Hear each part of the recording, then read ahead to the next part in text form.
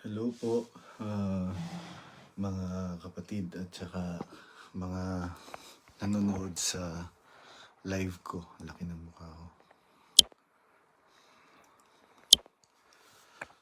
Yan, para lumit.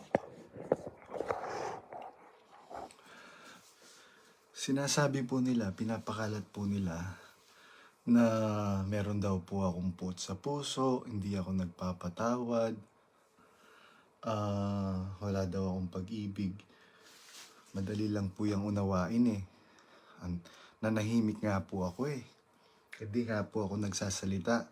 Pero yung pong nanay kasi ni Brad Daniel, hindi po tumitigil. Nagpakalayo-layo na nga po ako eh.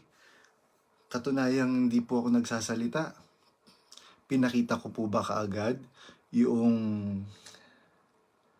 direct message ko kay Brad Daniel? Hindi po ba? Sila po ang may kasalanan. Bakit nagbunyag ako ng nagbunyag? Bakit? Biruin mo. Ipapakalat mo na i-block ako ng mga kapatid. Anong klase kang tagapangasiwa nun? Anong klase kang leader? Dapat, yung leader nasa Diyos, wala yung kinakampihan, wala yung inaayunan. Porket bananay mo yung may kasalanan, kakampihan mo na siya. Tanungin mo yung kapatid mo, si Sis Lisel, Brad Daniel. Tanungin mo siya, sino ba talagang may mali? Sabi nga ni Sis Lisel, ang gara-gara ni Mami, pagka nakaharap si Kuya, nagtatransform siya. Tapos, ako yung ika-character assassinate nyo ngayon sa mga kapatid na wala akong utang na loob, masama akong tao, hindi ako nagpapatawad.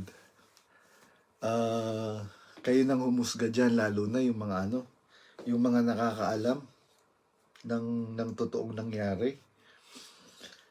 Kaya lang ako nagsasalita ngayon kasi biruin mo, anong klaseng sa Diyos ka na leader na ipapablock mo yung tao na naging alalay ng iyong pamilya sa loob ng 20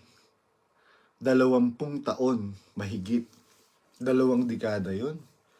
Ni minsan yung nagawa ko sa kanila, sa pamilya mo, Brad Daniel, di ko man nagawa sa nanay ko tsaka sa tatay hanggang sa nakamatayan. Ngayon, regarding dun sa mga kumakalat na sinasabi daw ni Brad Daniel, pinakain ako sa palad, pinagamot yung mga magulang ko, etc. Wala pong katotohanan dun. Wala pong katotohanan dun, mga kapatid. Kaya, bago po kayo humusga, bago po kayo humatol, mag-imbestiga po kayo. Huwag po kayong basta-basta nakikinig kung kani-kanino na hindi ko mo sinabi ni Brad Daniel na ibablock na kaagad. Pangit po yung ganun. Sabi nga nung kasamahan ko kay Brad Eli, parang napakadali na lang para kay Brad Daniel na itapon yung kaligtasan natin. Hindi po kasi ganun yung natutunan namin kay Brad Eli. Yung pong kaligtasan ng kapatid, pinagkamatayan po yan ng Panginoong Jesucristo.